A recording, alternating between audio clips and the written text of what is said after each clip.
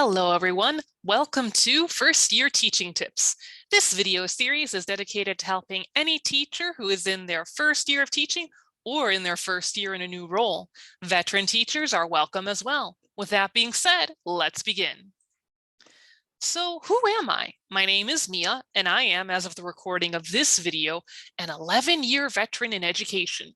I worked as a high school social science teacher in public and private schools, and currently work as an instructional technology specialist in a public district.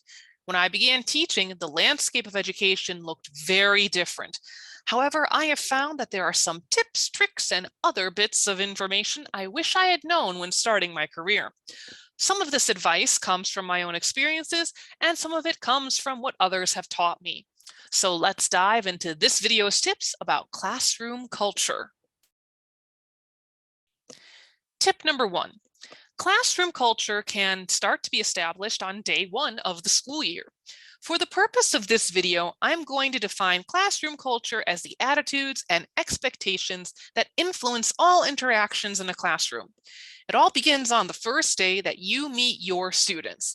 This day is your first opportunity to establish norms and expectations for interactions. Creating a strong foundation of trust through explaining these norms or co-creating them with your students can help create a successful school year. Tip number 2, classroom culture takes time to cultivate. So in the previous tip, I explained that classroom culture starts on day 1. However, your daily interactions with your students help build your classroom culture.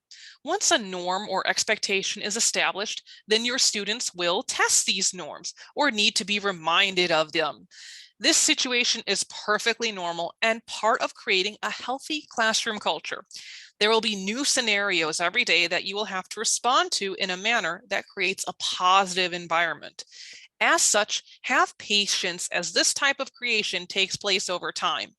For the next few tips, I am going to share some norms I have used that assisted me when I was in the classroom. I will also share other methodologies that exist if you are interested in further research. Tip number 3. Have a mental health tool or space for your students available. Your school may require a specific space in your classroom to be devoted to students calming down, or regulations for what to do if students are in emotional distress. In some of my other professional presentations, I shared how I managed my students' mental health needs, and I found it via an online post. I use this method with high school students. I had 3 rubber ball bands in the student supply area.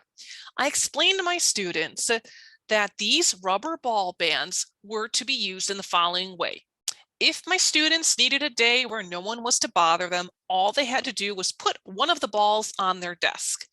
If they used the balls 3 days in a row, I told them they would have to talk about their problems with the school counselor. Now, some of my students found this idea amusing.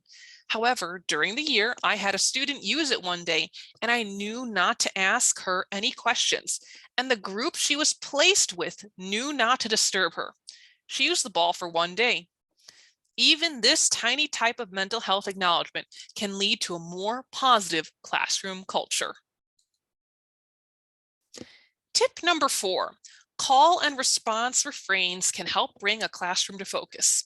Let's say you have all of the students talking amongst themselves for a group discussion and you need their attention, but you don't want to blow out your vocal cords.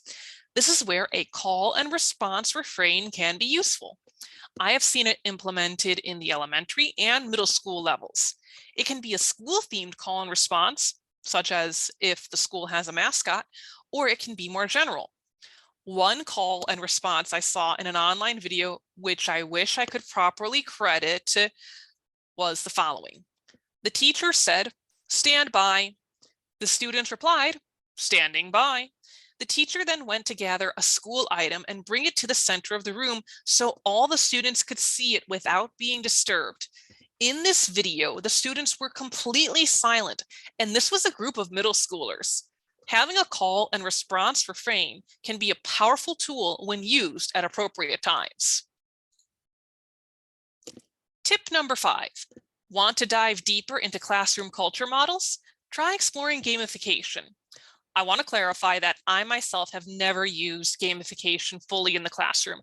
I am not an expert in how to implement it, but Michael Matera, an amazing teacher leader in the field, is such an expert. In the simplest way, gamification is incorporating the mechanics of games into the classroom activities or management style. For example, creating class groups based on popular culture where students compete to complete challenges in their education. Rather than framing in-class learning as a series of tests, activities, and homework, learning can be framed as quests, missions, or adventures. Check out the video here for more detail, and definitely go to Michael Matera's website if you feel like exploring this framework for building not only classroom culture, but classroom learning. Thank you for watching this video. If you are interested in learning more, please like this video and subscribe to my YouTube channel.